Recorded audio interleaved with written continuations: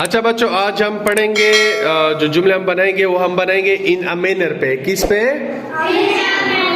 Manner पे। मैंने कुछ जुमले आप लोगों को बना कर भी दिया है और आप लोगों को सिखाए भी है। तो इन अ मैनर का क्या मतलब है?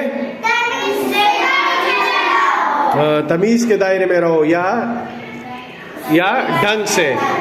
ठीक है। तो जो कल मैंने आप लोगों को जो जुमले सिखाए थे इन अ मैनर पे, वो आप में से कौन आके यहाँ पे बोर्ड से बच्चों को पढ़ाएगा? हाँ, कौन है जो आएगा?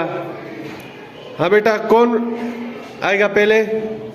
गुड, शाबाश, आ जाओ। क्लैपिंग, शाबाश।